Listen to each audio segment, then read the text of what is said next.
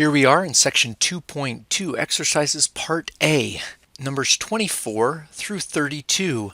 Numbers 24 through 26 had the instructions on the previous page. Evaluate the following when m equals 3, n equals 7, t equals 15, and a equals 4. So right here we're going to take a and stick it in right there. So this is now 12 minus a, which is 4.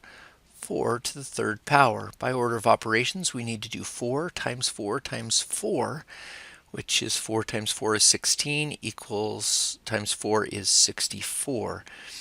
Subtracted from 12. 12 minus 64, you could do that on a calculator, or if you saw that it was going to be 52, negative 52, then you're able to do that in your head. That's great. Check our answer, and negative 52 is correct. Number 25, m minus 12.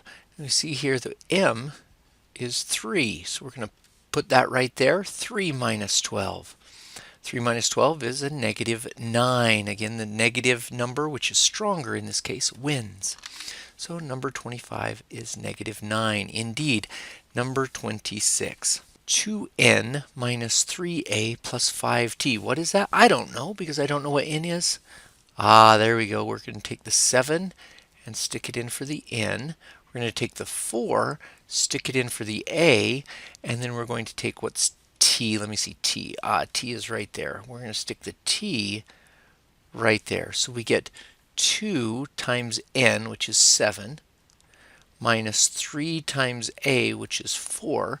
Notice I use two different ways of writing multiplication that are completely interchangeable. 2 times 7 with a dot, or 3 times 4, just separating it but keeping them next to each other.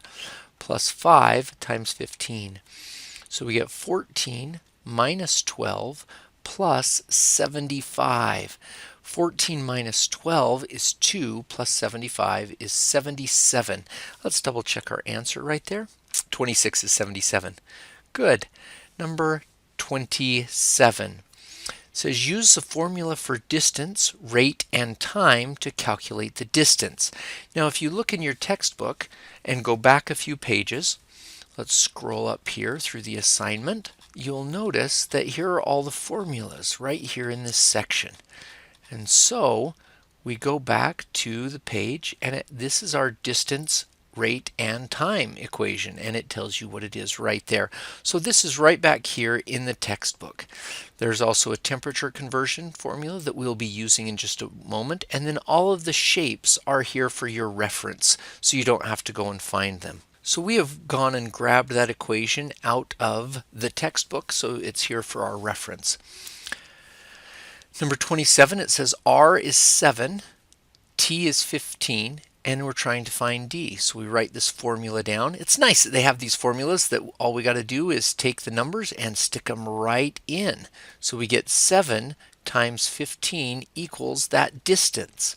7 times 15 is 105. 105 equals D. Let's double check our answer. That is correct, 105. Number 28. R is 55, so again we've got rate times time equals distance. In this formula right here, R is 55, T is 7.2. So we got 55 times 7.2 equals our distance. I'm going to pull out my calculator for this one. 55 times 7.2 equals 396. Let's double check our answer. And yes. Number 29. R equals 45. So we're going to stick 45 in for R. 2 1/3 up there for our T. And we're going to find our D. So it's going to be 45 times 2 1/3 equals the D. So D equals, I'll pull out my calculator. Here's another calculator I found by Googling that we can handle fractions with. 45 multiply 2 space 1/3 and calculate, and we get 105. So in this case, D is 105. Let's check our answer. D is 105. Good. Number 30, use formula for angles in a triangle. Let's see if we can find that in our text. Go back a couple of pages.